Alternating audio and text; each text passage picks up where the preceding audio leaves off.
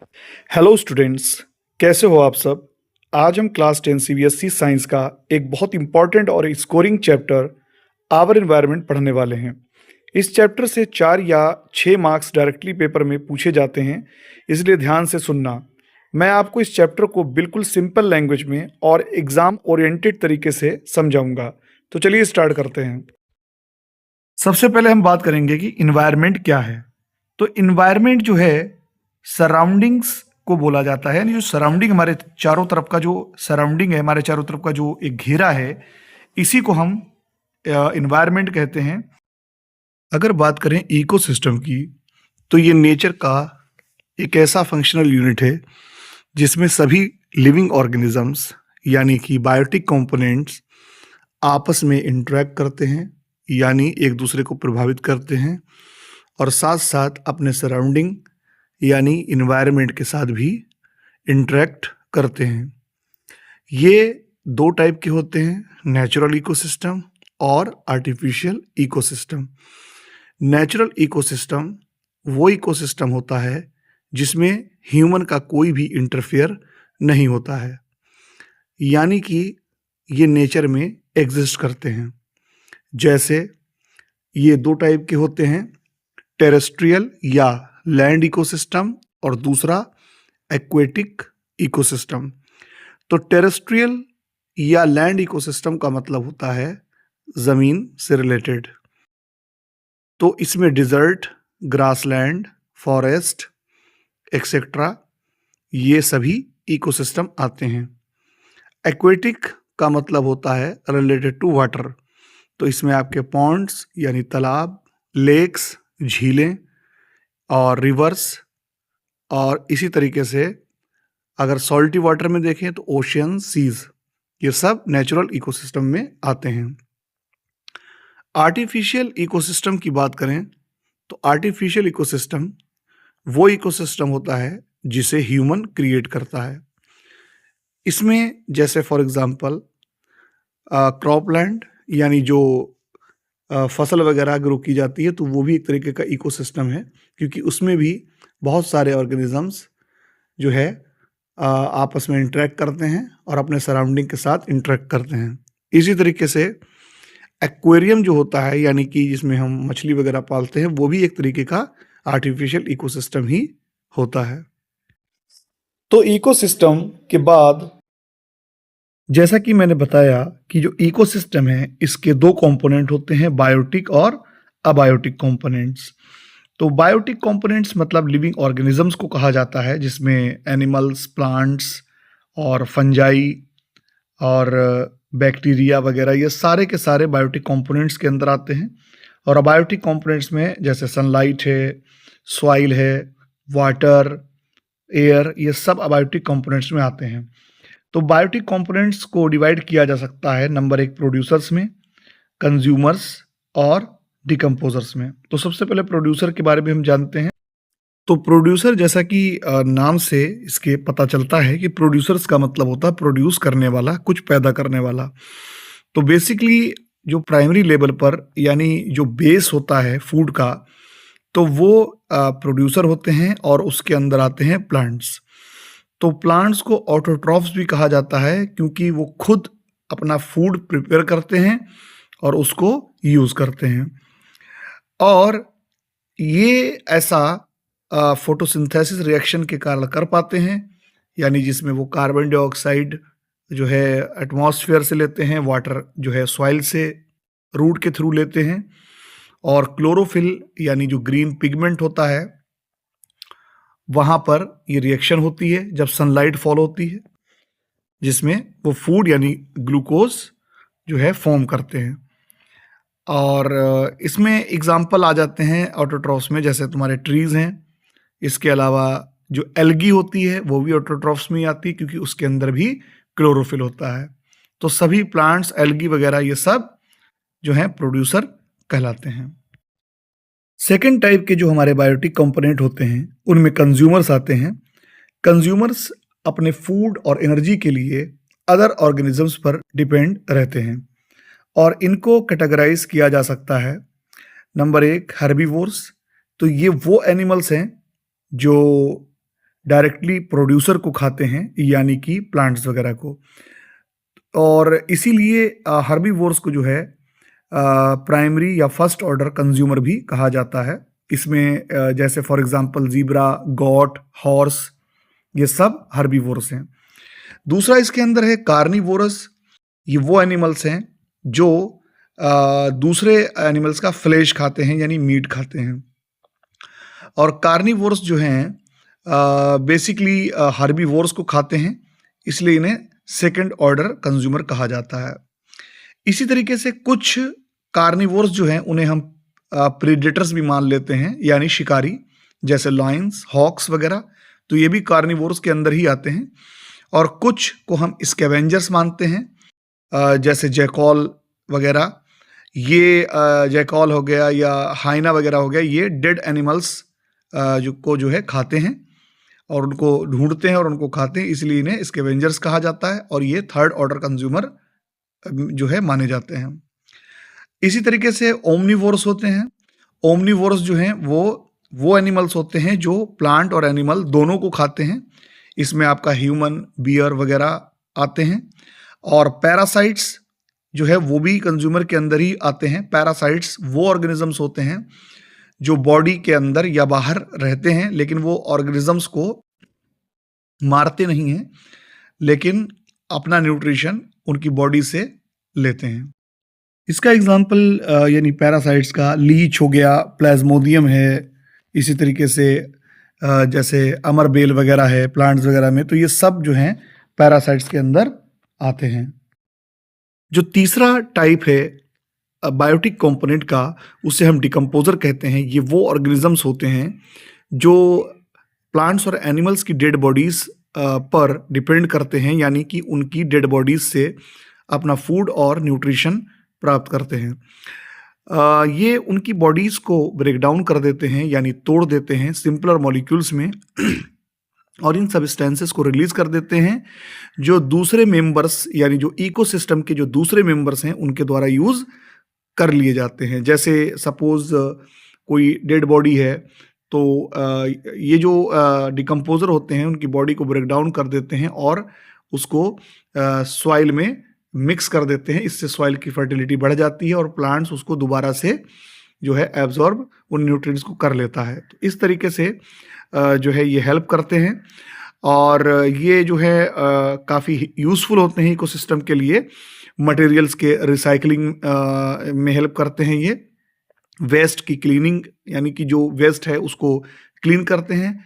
इसके अंदर बेसिकली जो आते हैं डिकम्पोजर के अंदर बैक्टीरिया, फंजाई वगैरह, ये सब जो है डिकम्पोजर्स के अंदर आते हैं।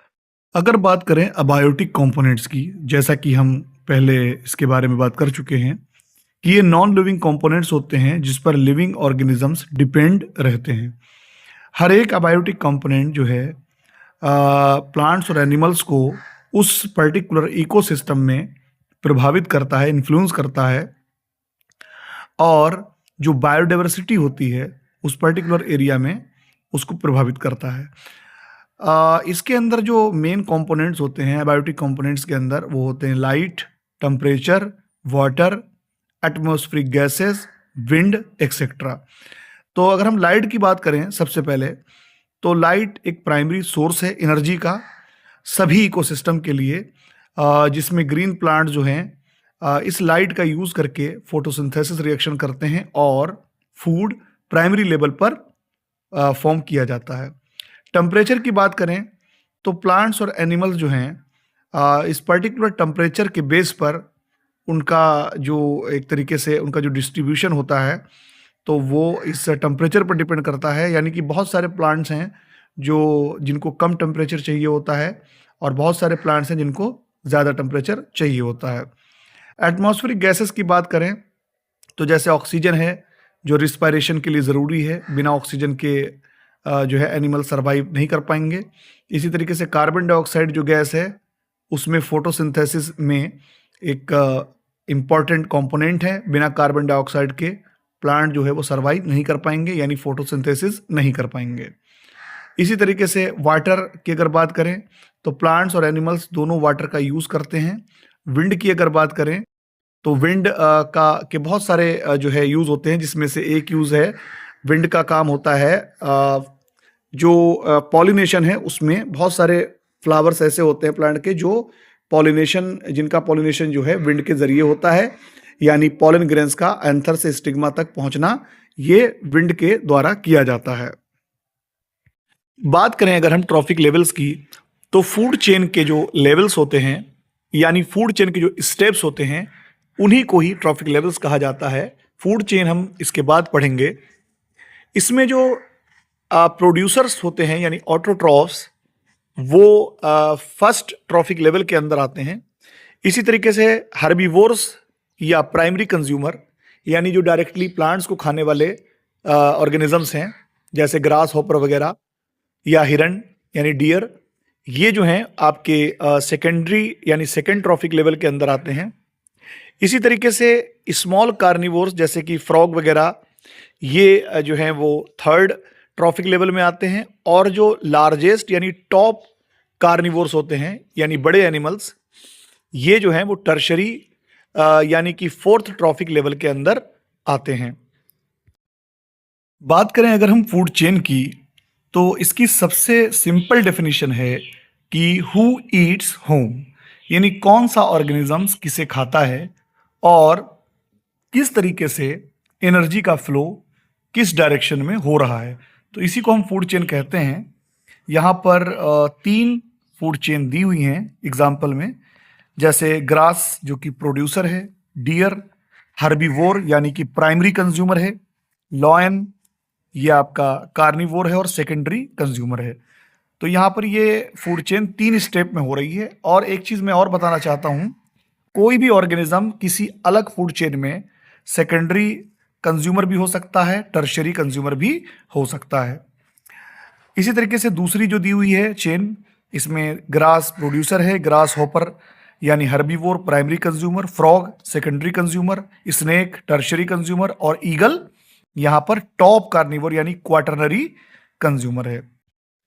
फूड चेन की अगर कैरेक्टरिस्टिक्स की बात करें यानी इसकी विशेषताएं, तो फूड चेन हमेशा स्ट्रेट होती है और एक ही लाइन में प्रोग्रेस करती है, आगे बढ़ती है, यानी कि हम ये भी कह सकते हैं यूनी डायरेक्शनल होती है। अब ये नहीं है कि ग्रास हिरन को खाएगा तो हिरन को ग्रास खा लेगी, ऐसा नहीं है।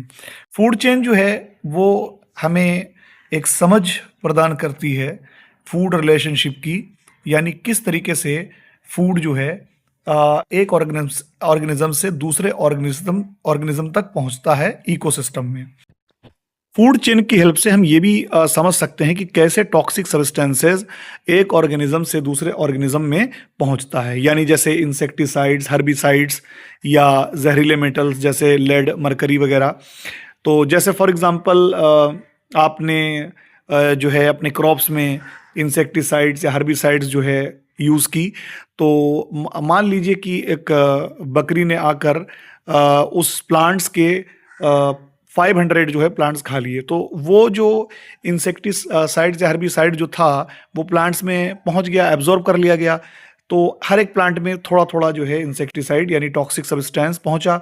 लेकिन बकरी ने वो 500 प्लांट खाए, तो 500 प्लांट्स का जो टॉक्सिक सब्सटेंस था वो बकरी के अंदर पहुंच गया। अब कोई भी बंदा है या कोई पर्सन है जिसने उस का मीट खाया, या हम कह सकते हैं कि कोई कार्निवोर एनिमल है जिसने उसे खाया, तो वो बकरी का जो है बकरी के अंदर उसने 1 या 2 या 3 बकरी खाई, तो वो 3 बकरी का जो है वो टॉक्सिक सब्सटेंस उस टॉप कंज्यूमर के अंदर स्टोर हो जाएगा। तो इसीलिए जो टॉप कंज्यूमर होते हैं उनके अंदर सबसे ज़्यादा टॉक्सिक सब्सटेंस एक्यूमुलेट होता है, स्टोर होता है। अगर बात करें फूड वेब की, तो हम ये जानते हैं कि हर एक ऑर्गेनिज्म 2 या 2 से ज़्यादा ऑर्गेनिजम्स के द्वारा खाया जाता है। तो जिस तरीके से वो आपस में एक दूसरे को खाते हैं, तो फूड चेन के बजाय एक वेब बन जाती है, यानी कि एक जाल बन जाता है, जिसको हम फूड वेब कहते हैं। सिंपल शब्दों में हम ये भी कह सकते हैं, सिंपल वर्ड्स में, कि कई फूड चेन इंटरलिंक होकर आपस में एक फूड वेब बनाते हैं। बात करें अगर हम एनर्जी फ्लो की, तो इसमें हम 10% लॉ पढ़ेंगे, जितनी भी सोलर एनर्जी किसी प्लांट पर फॉल होती है उसका 1% एनर्जी प्लांट यूज कर पाता है और उस 1% में से 10% ही सिर्फ स्टोर कर पाता है, बाकी 90% जो है मेटाबॉलिज्म, रिस्पिरेशन वगैरह में, हीट वगैरह में लॉस्ट हो जाता है। अब प्लांट के पास जितनी भी एनर्जी है, मान लीजिए उसके पास 1000 किलो जूल एनर्जी स्टोर है, तो प्लांट जो है वो फर्स्ट ट्रॉफिक लेवल है। अब सेकेंड ट्रॉफिक लेवल में मान लीजिए जैसे कोई बकरी है, गॉड वगैरह, उसने उस प्लांट को खाया, यानी 1000 किलो जूल को उसने खाया, तो उसमें से 900 किलो जूल यानी 90% एनर्जी मेटाबॉलिज्म, रिस्पिरेशन और हीट के फॉर्म में लॉस्ट हो जाएगी। यानी उसकी बॉडी में जो स्टोर होगी एनर्जी वो केवल 10% एनर्जी स्टोर होगी, यानी 1000 किलो जूल में से 100 किलो जूल एनर्जी स्टोर होगी, बाकी 900 किलो जूल एनर्जी जो है वो लॉस्ट हो जाएगी मेटाबॉलिज्म वगैरह में, दूसरी एक्टिविटीज में। उसके बाद जो है थर्ड ट्रॉफिक लेवल, मान लीजिए कोई कार्निवोर एनिमल है जिसने उसको खाया, बकरी को, तो अब बकरी के पास जो उसकी बॉडी में है वो 100 किलो जूल एनर्जी स्टोर है। अब 100 किलो जूल में से जो थर्ड ट्रॉफिक लेवल अब जो है, यानी वो कार्निवोर एनिमल जिसने गॉट को या हिरन वगैरह को खाया, तो उसके अंदर भी यही होगा कि 10% एनर्जी उस 100 किलो जूल में से 10% एनर्जी उसकी बॉडी में स्टोर होगी, यानी कि 10 किलो जूल एनर्जी स्टोर हो जाएगी और बाकी 90 किलो जूल एनर्जी जो है वो लॉस्ट हो जाएगी। इसी तरीके से अब जो हाई ट्रॉफिक लेवल का कोई और कार्निवोर है, उसने उसको भी खा लिया, तो यहाँ पर 10 किलो जूल का में से जो है 90% एनर्जी लॉस्ट हो जाएगी, यानी 9 किलो जूल एनर्जी लॉस्ट हो जाएगी, सिर्फ 1 किलो जूल एनर्जी उसकी बॉडी में स्टोर हो पाएगी। तो जैसे जैसे ट्रॉफिक लेवल बढ़ता जाता है वैसे वैसे एनर्जी जो है वो कम होती जाती है, इसीलिए हाई ट्रॉफिक लेवल जो हैं उसके जो एनिमल्स वगैरह जो होते हैं उनकी क्वांटिटी कम पाई जाती है। अगर बात की जाए बायोलॉजिकल मैग्निफिकेशन या बायो मैग्निफिकेशन की, तो जो नॉन बायोडिग्रेडेबल टॉक्सिकेंट्स होते हैं, यानी जहरीले पदार्थ जैसे पेस्टिसाइड, इंसेक्टिसाइड या जहरीली मेटल वगैरह जो होती हैं, जैसे लेड है, मरकरी वगैरह जो है, तो इनका बॉडी में एक्यूमुलेट होने लगना, स्टोर होने लगना, इसी को ही हम बायोलॉजिकल मैग्निफिकेशन कहते हैं। इसमें फॉर एग्ज़ाम्पल जैसे क्रॉप्स हैं, उसमें पेस्टिसाइड या इंसेक्टिसाइड स्प्रिंकल की जाती है पेस्ट या डिसीज़ से बचाने के लिए। तो ये पेस्टिसाइड जो हैं वो सॉइल में मिक्स हो जाते हैं या वाटर बॉडीज़ में चले जाते हैं, तो वहाँ से प्लांट जब वाटर को एब्जॉर्ब करता है तो वाटर में ये पेस्टिसाइड भी जो है मिक्स हो जाते हैं और वाटर के साथ प्लांट के अंदर चले जाते हैं। क्योंकि ये नॉन बायोडिग्रेडेबल होते हैं तो ये बॉडी में स्टोर हो जाते हैं। ऐसे ही जो एक्वेटिक बॉडीज़ हैं, यानी कि वाटर बॉडीज़, उसमें जो प्लांट्स होते हैं जैसे सिंघाड़ा मान लीजिए और फिश वगैरह, तो उनकी बॉडी में भी स्टोर हो जाते हैं। तो इसी को हम जो है बायोलॉजिकल मैग्निफिकेशन कहते हैं। हर ट्रॉफिक लेवल पर, यानी कि जैसे जैसे आप ट्रॉफिक लेवल पर बढ़ते जाएंगे, तो जैसे for example second trophic level के अंदर जो है वो टॉक्सिकेंट यानी कि ये पेस्टिसाइड की क्वांटिटी फर्स्ट ट्रॉफिक लेवल से ज़्यादा होगी। ऐसे ही थर्ड ट्रॉफिक लेवल में सेकंड लेवल से ज़्यादा होगी। और जो सबसे टॉप पर जो सबसे टॉप में आते हैं, जो ट्रॉफिक लेवल में आते हैं, टॉप ट्रॉफिक लेवल में, उसमें सबसे ज़्यादा कंसंट्रेशन होता है पेस्टिसाइड का। जैसे ह्यूमन के अंदर सबसे ज़्यादा पेस्टिसाइड स्टोर होता है, क्योंकि हम लोग सभी कुछ खाते हैं तो हमारे फूड सोर्स ज़्यादा हैं। और इसको हम ऐसे समझ सकते हैं कि मान लीजिए हमने पेस्टिसाइड स्प्रिंकल किया गेहूं पर, वीट पर, तो वीट में उसकी कुछ क्वांटिटी जो है स्टोर हो जाती है, चली जाती है, एक्यूमुलेट हो जाती है, कंसंट्रेट हो जाती है। अब अगर मान लीजिए एक बकरी ने उस 1000 प्लांट को खाया, तो 1000 के प्लांट का जो कह सकते हैं कि जो उसका इंसेक्टिसाइड था या पेस्टिसाइड था, तो वो बकरी के अंदर स्टोर हो जाएगा। अब अगर मान लीजिए कि बकरी को किसी ने भी खाया, तो उस बकरी का पूरा जो है पेस्टिसाइड उस खाने वाले के अंदर स्टोर हो जाता है। तो इसको हम बायोलॉजिकल मैग्निफिकेशन कहते हैं।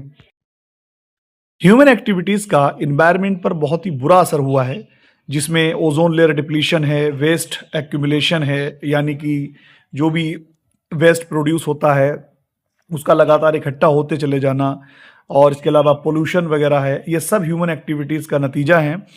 अगर बात करें ओजोन लेयर की, तो ओजोन लेयर जो है वो एटमॉस्फेयर में जो स्ट्रेटोस्फेयर जो लेयर है उसमें पाई जाती है, और ओजोन का काम होता है अल्ट्रावायलेट रेस को रोकना। अल्ट्रावायलेट रेस जो है वो बहुत ही नुकसानदेह होती है, स्किन कैंसर का सबसे बड़ा कारण भी होती है। तो अल्ट्रावायलेट रेस को जो है जो शील्ड करने का काम होता है, रोकने का काम होता है, वो ओजोन लेयर का होता है। ओजोन लेयर का फॉर्मेशन जो है वो भी अल्ट्रावायलेट रेज ही करती हैं। जब ऑक्सीजन मॉलिक्यूल पर अल्ट्रावायलेट रेज आकर फॉल होती हैं, तो ऑक्सीजन जो है वो, क्योंकि ऑक्सीजन एक मॉलिक्यूल है, डाई एटॉमिक मॉलिक्यूल, यानी दो ऑक्सीजन मिलके ऑक्सीजन का एक मॉलिक्यूल बनाते हैं। लेकिन जब अल्ट्रावायलेट रेज उस मॉलिक्यूल पर फॉल होती है, तो ये डाई एटॉमिक जो मॉलिक्यूल ऑक्सीजन का है, ये एटम्स में टूट जाता है, यानी सिंगल ऑक्सीजन ऑक्सीजन में टूट जाता है। उसके बाद एक ऑक्सीजन मॉलिक्यूल और जो एटॉमिक ऑक्सीजन होती है, ये आपस में कंबाइन करके O3 यानी ओजोन का मॉलिक्यूल बनाते हैं। लेकिन ओजोन लेयर जो है ये डिप्लीट होने लगी, क्योंकि बहुत सारे सिंथेटिक केमिकल जैसे कि क्लोरोफ्लोरोकार्बन ने इस लेयर को डिप्लीट कर दिया। क्लोरोफ्लोरोकार्बन रेफ्रिजरेंट यानी फ्रीज में यूज़ किया जाता है, साथ में आग बुझाने के लिए भी यूज़ किया जाता है। ये केमिकल काफ़ी स्टेबल होता है, और एटमॉस्फेयर में ये काफ़ी हाई ऊंचाई तक पहुंच जाता है, जहां पर अल्ट्रावायलेट रेज क्लोरोफ्लोरोकार्बन को क्लोरीन में तोड़ देते हैं, और ये क्लोरीन ओजोन के साथ कंबाइन करके ओजोन को ऑक्सीजन में चेंज कर देता है, जिस वजह से ओजोन लेयर जो है वो डिप्लीट होने लगी। और इसका एग्जाम्पल आप एंटार्क्टिका में देख सकते हैं। 1987 में यूएनईपी ने एक एग्रीमेंट फॉर्म किया, जिसमें हर एक कंपनी के लिए ये मैंडेटरी कर दिया कि वो सीएफसी फ्री रेफ्रिजरेटर्स जो है बनाएं और सीएफसी का यूज ना करें। How to manage the garbage we produce. तो जो हाउस होल्ड वेस्ट होती है उसी को ही हम गार्बेज कहते हैं, और इसकी क्वांटिटी जो है वो दिन ब दिन जो है बढ़ती जा रही है, क्योंकि हमारा लाइफ स्टाइल जो है लगातार चेंज हो रहा है, और हम काफ़ी डिफरेंट चीज़ें यूज़ करने लगे हैं, तो इस कारण इसकी क्वांटिटी काफ़ी ज़्यादा बढ़ गई है। अगर बात करें कि जो ये वेस्ट है इसकी क्या क्या कैटेगरीज होती हैं, तो इनको दो कैटेगरीज में डिवाइड किया गया है वेस्ट को। एक बायोडिग्रेडेबल सब्सटेंसेस, दूसरे नॉन बायोडिग्रेडेबल सब्सटेंसेस। तो बायोडिग्रेडेबल सब्सटेंसेस वो सब्सटेंसेस होते हैं जिन्हें माइक्रो ऑर्गेनिज्म जैसे बैक्टीरिया और फंजाई सिंपलर और सोल्यूबल मॉलिक्यूल में तोड़ देती हैं, यानी ये एक तरीके से देखा जाए तो इन्वायरमेंट के लिए हार्मफुल नहीं होती हैं। जबकि नॉन बायोडिग्रेडेबल सब्सटेंसेस वो सब्सटेंसेस होते हैं जिनको माइक्रो ऑर्गेनिज्म ब्रेक डाउन नहीं कर पाते हैं सिंपल मॉलिक्यूल्स में, और ये लाखों साल तक उसी जो है स्टेट में पड़े रह सकते हैं, और इस कारण ये जो है काफ़ी हार्मफुल होते हैं। तो यहाँ पर बायोडिग्रेडेबल सब्सटेंसेस की अगर बात करें तो इसमें गार्बेज, सीवेज हो गया, यानी सीवेज जो गंदा पानी वगैरह निकलता है, इस तरीके से कुल मिला के हम ये कह सकते हैं कि जो ऑर्गेनिक सब्सटेंसेस हैं जो एनिमल्स और प्लांट से मिलते हैं वो हमारे बायोडिग्रेडेबल सब्सटेंसेस होते हैं। अच्छा, यूज़ की अगर बात करें तो इनको हम कंपोस्ट कर सकते हैं, यानी कि इसकी खाद बना सकते हैं, जो कि सॉइल फर्टिलिटी के लिए जो है काफ़ी यूज़फुल होती है। वेस्ट मैनेजमेंट प्लांट्स में भी ट्रीट किया जा सकता है, लेकिन प्रॉब्लम ये है कि लार्ज अमाउंट्स अगर इकट्ठा हो जाए तो ये जो है बहुत ही जो है फाउल स्मेल जो है क्रिएट करते हैं, और इसके अलावा फ्लाइज वगैरह को अट्रैक्ट करते हैं जो बहुत सारी डिजीज़ का कॉज बनते हैं। इसी तरीके से जो नॉन बायोडिग्रेडेबल सब्सटेंसेस होते हैं, इसमें एग्जाम्पल आ जाता है जैसे रेडियो एक्टिव वेस्ट है, प्लास्टिक है, इंसेक्टिसाइड्स हैं, ये सारे नॉन बायोडिग्रेडेबल सब्सटेंस के अंदर आते हैं, और ये एक्यूमुलेट होते रहते हैं, क्योंकि इनको हम जो है वो यानी माइक्रो ऑर्गेनिज्म इनको जो है ब्रेक डाउन नहीं कर पाते हैं। लेकिन इसमें कई सारे ऐसे सब्सटेंसेस होते हैं जिनको हम रिसाइकिल कर सकते हैं। ये टॉक्सिक और हार्मफुल होते हैं, और सॉइल और वाटर में जो है एक तरीके से पोल्यूशन का कारण बनते हैं, और बहुत सारी लाइफ थ्रेटनिंग डिजीज़ का भी कारण बनते हैं। वेस्ट डिस्पोजल के कई सारे मेथड्स हैं। तो वेस्ट जो है उसको डिस्पोज जो है प्रॉपरली किया जाना चाहिए, ताकि इन्वायरमेंट पर उसका कम से कम इम्पैक्ट, कम से कम असर पड़े। तो इसमें जैसे फॉर एग्जांपल इसमें रिसाइकलिंग हो गया, बहुत सारे वेस्ट मटेरियल हैं जिनको रिसाइकिल किया जा सकता है, यानी दोबारा से उन्हें यूज़ करने लायक बनाया जा सकता है। इसी तरीके से कंपोस्टिंग की जा सकती है, यानी बहुत सारे जो बायोडिग्रेडेबल वेस्ट हैं उनको कंपोस्ट किया जा सकता है, यानी खाद बनाई जा सकती है। लैंडफिल्स हैं, यानी बहुत सारे जो गड्ढे वगैरह हैं उनको भरा जा सकता है। और इस तरीके से सीवेज ट्रीटमेंट है, जहाँ पर जो है सीवेज को रिलीज़ करने से पहले जो है उसको ट्रीट किया जाता है प्लांट में, और बायोगैस प्रोडक्शन में भी उसका यूज़ किया जा सकता है। तो मुझे उम्मीद है कि आपको सारे टॉपिक समझ में आए होंगे। आपसे मेरी रिक्वेस्ट है कि प्लीज़ चैनल को सब्सक्राइब ज़रूर करें।